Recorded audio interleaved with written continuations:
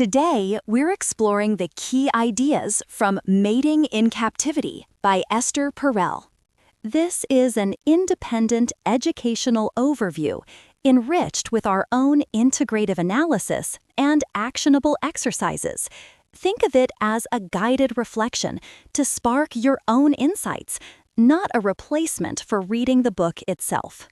In the complex landscape of modern long-term relationships, a pervasive and often unspoken tension exists. How does one sustain vibrant erotic desire while simultaneously cultivating profound emotional security and intimacy? This isn't merely a question of routine or familiarity, but a fundamental inquiry into the nature of human connection itself.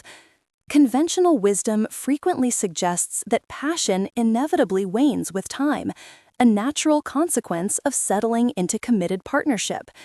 Yet this perspective often overlooks a deep, persistent longing for erotic aliveness, an internal spark that signifies vitality and personal sovereignty. The challenge lies in reconciling two seemingly opposing human needs: the yearning for a dependable anchor and the primal drive for novelty and exploration. Our contemporary expectations place immense pressure on intimate bonds. As traditional social supports diminish, the romantic partnership is increasingly burdened with the task of fulfilling existential needs, promising a sanctuary from aloneness. In this pursuit of unwavering connection and perceived certainty, we often inadvertently tame the very wildness that fuels desire. The comfort, predictability, and emotional merger that solidify a loving bond can, paradoxically, become the unwitting assassins of eroticism. Sustaining desire requires not an eradication of security, but an embrace of the inherent impermanence of life, a willingness to see our partner not as a fully known entity, but as an ever-evolving mystery. It demands a delicate dance between intimacy and separateness, recognizing that genuine connection thrives not in fusion, but in the space between two sovereign individuals. To neglect this inherent mystery, to reduce a partner to a manageable, predictable image, is to neutralize the very essence of passion, rendering it sterile and predictable. True aliveness, and with it, erotic possibility, resides in tolerating uncertainty and acknowledging the persistent enigma of the beloved. The paradox of intimate fusion. The journey from initial romantic rapture to enduring intimacy often reveals a profound paradox. The deeper the emotional bond and shared history, the more perplexing the decline in sexual intensity can become. In the exciting dawn of a relationship, partners project ideals onto one another, creating a blissful cocoon of mutual discovery. This initial merging feels intoxicating, a promised relief from individual isolation.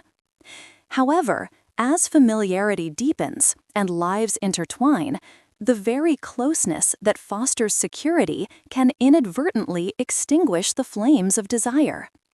The prevalent cultural narrative often posits that a healthy emotional connection automatically guarantees a vibrant sex life, suggesting that intimacy is the direct progenitor of sexuality. Yet lived experience frequently contradicts this, demonstrating that increasing emotional closeness can correlate with a puzzling decrease in erotic spark. This phenomenon underscores a critical truth: separateness is a precondition for genuine connection. Love thrives on both surrender and autonomy. When intimacy collapses into an undifferentiated fusion, blurring the boundaries between distinct individuals, the otherness crucial for desire dissipates. There remains no bridge to cross, no mystery to unravel, as if both partners have become one amorphous entity. This dynamic often echoes unresolved developmental struggles, where anxieties about abandonment or engulfment manifest in adult relationships. For one partner, profound intimacy might evoke a suffocating sense of entrapment, paralyzing desire, particularly if early experiences taught them that love entailed heavy responsibility.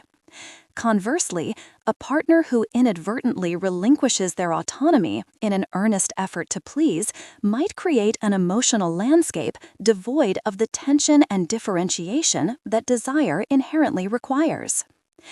To reignite desire in such circumstances often necessitates a deliberate reintroduction of psychological distance.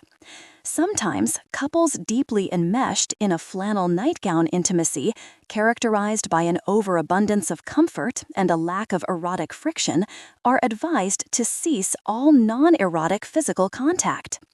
This provocative intervention forces them to confront the absence of otherness, creating a palpable space into which desire can finally emerge. It acknowledges that erotic passion often flourishes amidst elements not always conducive to typical intimate harmony, a degree of healthy selfishness, even a playful objectification, or a space for mild aggression to be safely expressed. A truly dynamic safety, one that allows for breaches and repairs, is far more conducive to sexual tension than the flaccid safety of permanent coziness. Modern Western intimacy also frequently falls prey to a narrow definition, equating closeness almost exclusively with verbal self-disclosure and empathetic listening. Historically, partnerships were pragmatic, with emotional depth often sought outside the marital bond. With industrialization, intimacy became a recognized need, but it was quickly constrained by a talk intimacy paradigm, a preference for articulated feelings over other forms of connection. This verbal hegemony can disadvantage men, who are often socialized for self-control and may express tenderness and emotional connection more potently through physical acts or shared activities. It dismisses crucial nonverbal communication, a shared glance, a thoughtful gesture, a silent complicity. When intimacy is demanded as a constant, unrestrained verbal stream, it risks becoming coercion or intrusion, eroding personal boundaries and stifling the very curiosity and enigma vital for sustained desire. Such fusion, where private space is denied, ultimately smothers erotic life. True bilingual intimacy necessitates valuing both spoken and unspoken forms of connection, recognizing that relationships flourish through myriad intimate bids, fleeting, authentic moments of recognition that transcend mere words.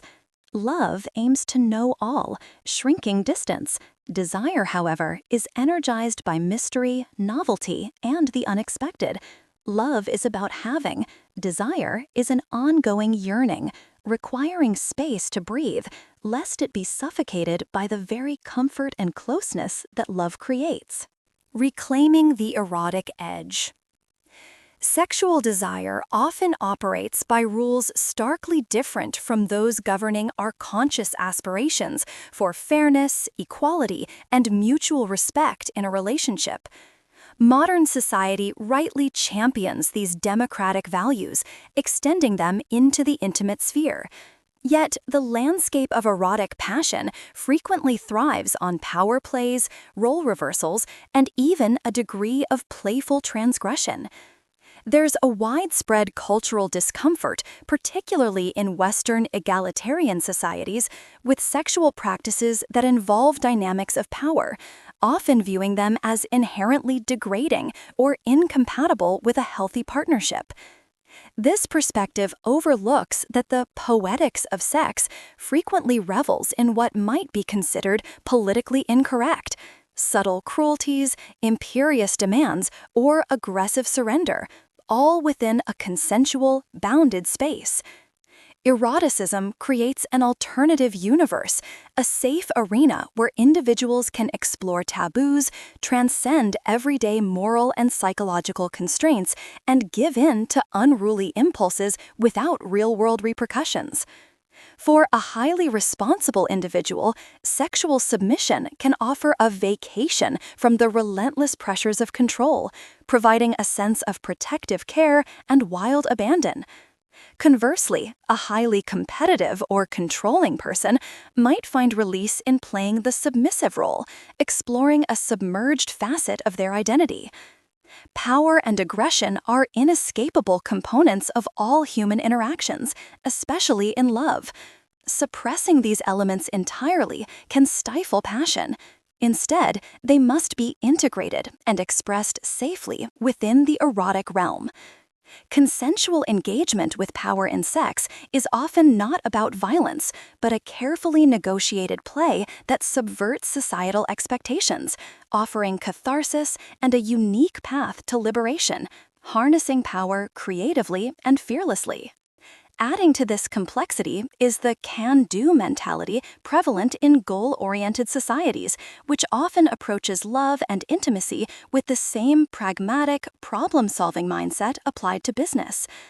We favor explicit meanings and direct communication, believing that with a clear goal and hard work, dwindling desire can be fixed through scheduling, improved communication, or even medical interventions.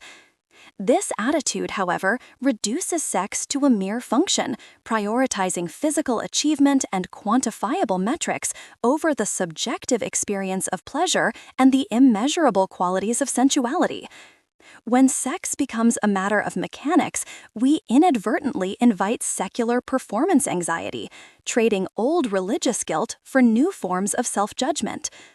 Eroticism, in its essence, is inefficient. It loves to squander time, operates as an imaginative act that defies measurement, and resists being forced. Trying too hard often rigidifies desire. True erotic space is a radiant interlude where pleasure is the sole goal, a leap into a world beyond the rational that demands a loss of control our society often guards against.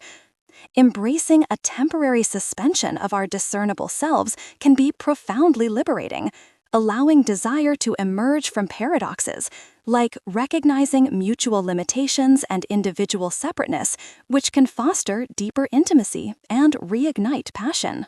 Furthermore, a profound cultural ambivalence surrounding sexuality profoundly shapes our intimate lives.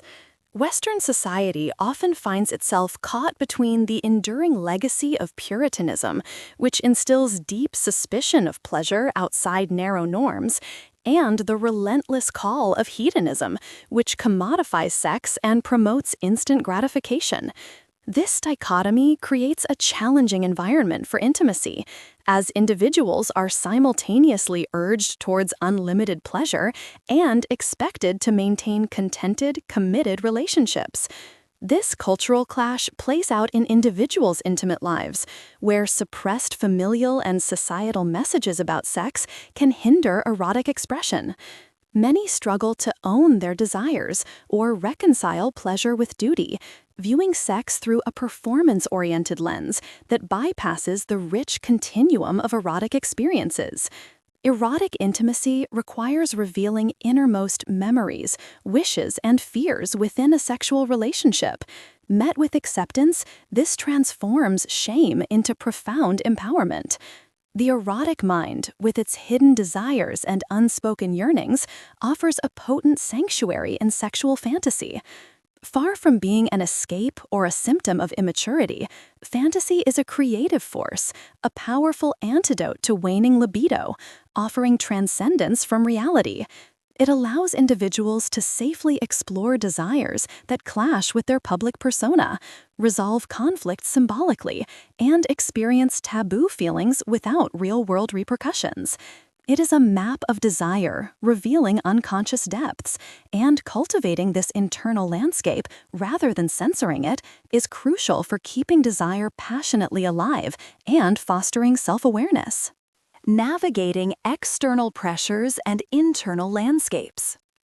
The arrival of a child, often celebrated as the ultimate expression of a couple's love, ironically poses one of the most profound challenges to the erotic vitality that sparked their union.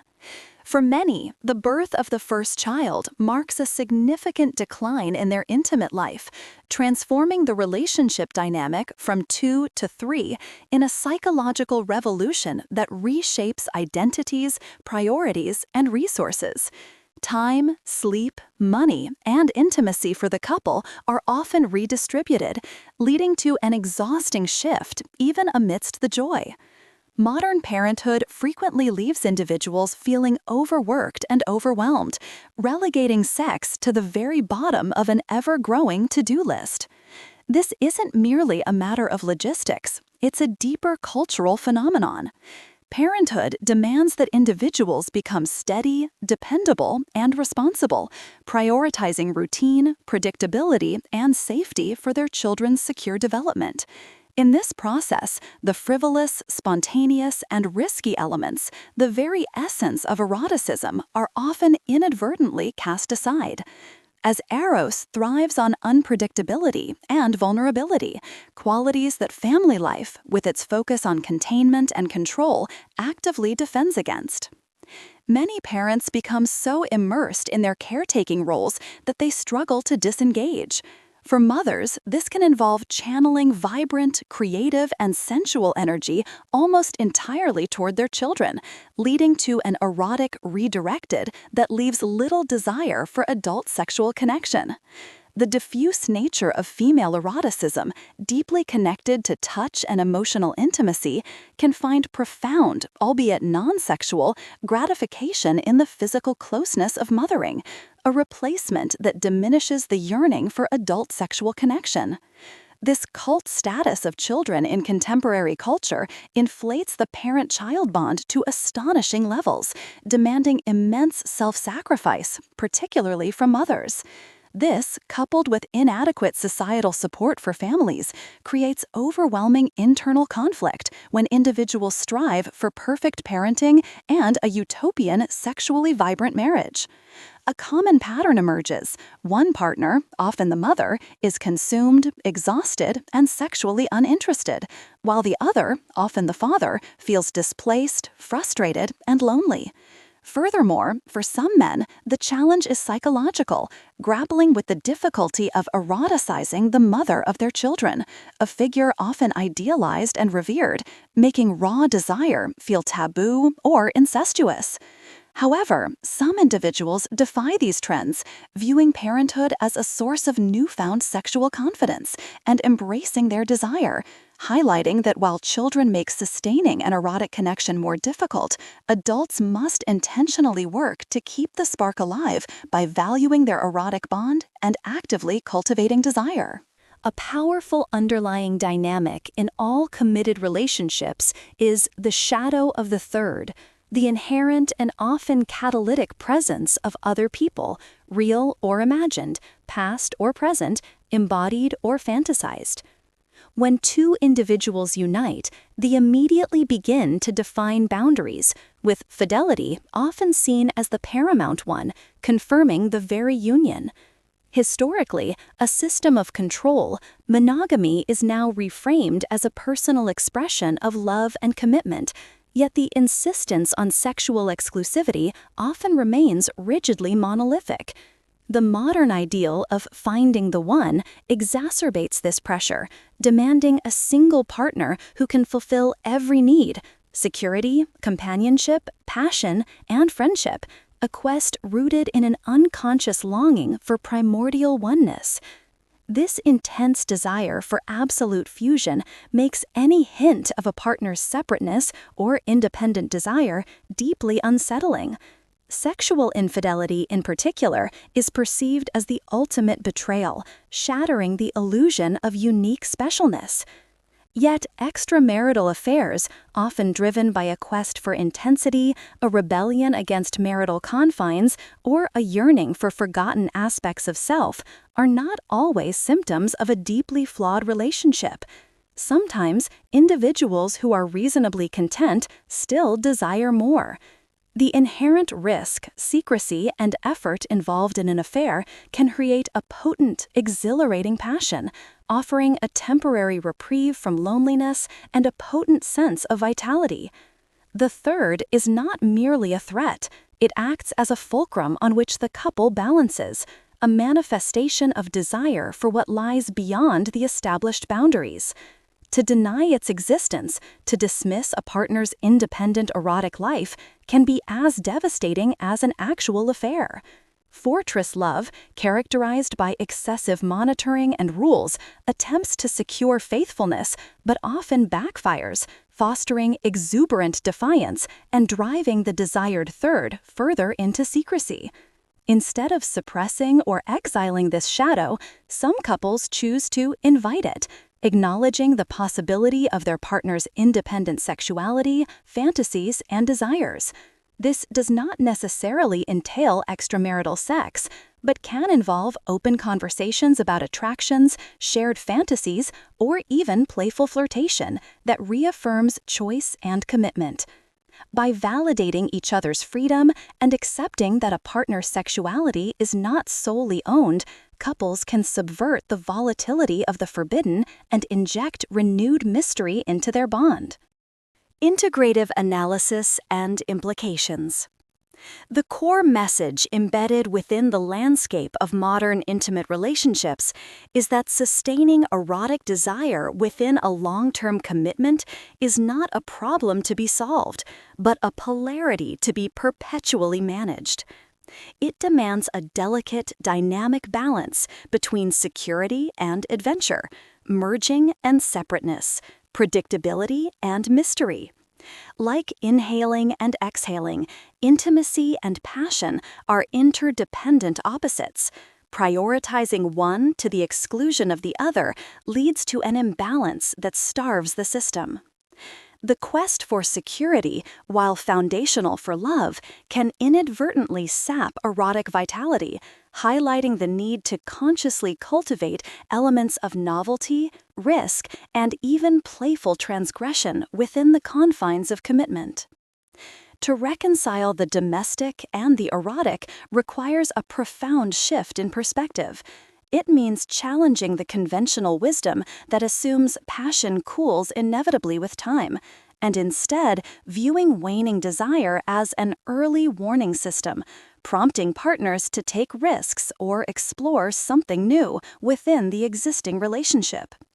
This calls for acknowledging a partner's persistent mystery amidst deep intimacy, creating security while remaining open to the unknown, and allowing individual sovereignty to coexist with profound togetherness. Eroticism at home demands active engagement and willful intent, serving as an ongoing resistance to the notion that marriage is solely serious work devoid of passion. The journey toward rekindling and sustaining desire involves several critical components. First, individuals must cultivate a secret garden, a personal intimacy with the self, a private zone of thoughts, feelings, and interests. Not everything needs to be revealed. This psychological distance or otherness is vital for desire to breathe. Second, relationships must embrace bilingual intimacy, valuing both verbal and nonverbal forms of connection, moving beyond the narrow confines of talk intimacy that can stifle expression and intrude on personal boundaries. Third, there is a necessity to reclaim the unruly aspects of desire, recognizing that eroticism often thrives in dynamics of power, aggression, and transgression, provided these are explored within a consensual and bounded space. This means challenging the Protestant work ethic that reduces sex to a functional task and instead embracing its inherent inefficiency, playfulness, and imaginative nature. Fourth, integrating sexual fantasy, our internal landscape of desires, is crucial. Fantasy is a healthy, creative force, a safe space to explore taboos and fulfill complex needs without real-world repercussions, and understanding its meaning can profoundly transform a relationship. Finally, couples must navigate external pressures, like parenthood, which often rechannels erotic energy and prioritizes safety over spontaneity, by consciously carving out adult-only time and actively cultivating seduction and play. They most also confront the shadow of the third, the inherent presence of other desires, real or imagined, not as a threat to be exiled, but as a dynamic force that, when acknowledged and sometimes even invited, can reignite mystery and reaffirm choice. Ultimately, erotic intelligence lies in understanding that desire naturally waxes and wanes, but with sufficient attention, the spark can always be rekindled. It means viewing monogamy as a conscious choice rather than a given, a contract to be periodically reviewed and renegotiated, allowing for curiosity and intention regarding the inevitable presence of the third. This approach resists the lassitude that can creep into long-term unions, allowing commitment to be not the end of romance, but its unfolding, ongoing story. Nurturing eroticism at home is, in essence, an act of open defiance against convention, a celebration of paradox, and a profound commitment to the evolving art of loving in the 21st century. It invites us to find richness not in predictable regularity, but in the inherent paradoxes and flowing rhythms of human connection, making love a vessel that encompasses both security and adventure. Actionable Exercises. Chapter 1. See your partner anew. The Mystery Gaze. Over time, we often narrow down our partners, believing we know everything about them. This predictability can unintentionally stifle desire. To rekindle curiosity, try looking at your partner with fresh eyes. Pick a specific time this week, perhaps when they are engrossed in an activity, across a room, or just waking up. For a few minutes, observe them as if they are a fascinating stranger. Notice their unique gestures, the way their hair falls, the expressions that cross their face, their particular energy. What details do you typically overlook? What about them feels mysterious or intriguing when you consciously strip away your shared history and domestic roles? Allow yourself to feel a sense of wonder or even unfamiliar attraction. This practice invites you to rediscover the ever-unfolding mystery that lies within the person you love, reminding you that they are a sovereign individual, not just a fixed part of your life. 2. Cultivate your secret garden. Desire thrives on separateness and the space to be an individual. When intimacy collapses into fusion, blurring the lines between partners, there's no other to yearn for. To reignite this spark, cultivate your own secret garden, a personal space or interest that is solely yours. Think about an activity, hobby, or personal interest you once loved, but may have neglected, or something new you've always wanted to explore. Dedicate intentional, uninterrupted time to this pursuit each week, without needing to share every detail or outcome with your partner. This isn't about exclusion, but about nourishing your individual identity. As you reclaim your autonomy and tend to your inner world, you create a vibrant sense of self that makes you more captivating to your partner and reintroduces a healthy psychological distance, fueling the very tension desire needs to breathe. 3. Speak beyond words. Nonverbal intimacy. Our modern world often overemphasizes verbal communication in relationships, mistakenly believing that sharing feelings is the only way to connect. Yet many vital intimate bids are nonverbal: gestures, touches, shared activities, or simply unspoken understanding. For the next few days, consciously shift your focus from solely talking to communicating care and connection through action and presence. Offer an unexpected act of service. Share a lingering glance across the room. Initiate a tender touch that isn't immediately sexual, Or simply sit together in companionable silence, engaging in a shared task without needing to fill the air with words. Pay attention to how these small, nonverbal moments create a different texture of intimacy. This practice allows you to embrace a richer, more bilingual form of connection, recognizing the myriad ways you and your partner already reach out and touch each other, deepening your bond beyond mere conversation. 4. Explore your erotic shadow play. Sexual desire often thrives in a bounded space where we can safely explore taboos, power dynamics, or impulses that might feel politically incorrect in daily life. This isn't about literal transgression, but about imaginative play and permission. Reflect on any unspoken fantasies or subtle urges you've had that involve a shift in control, a specific role play, or even a different persona in the bedroom. How might you introduce a playful element of this into your intimacy? This could be as simple as taking unexpected charge of a sensual moment, playfully surrendering to your partner's lead in a non-sexual activity, or sharing a mild, intriguing fantasy, if comfortable and safe to do so.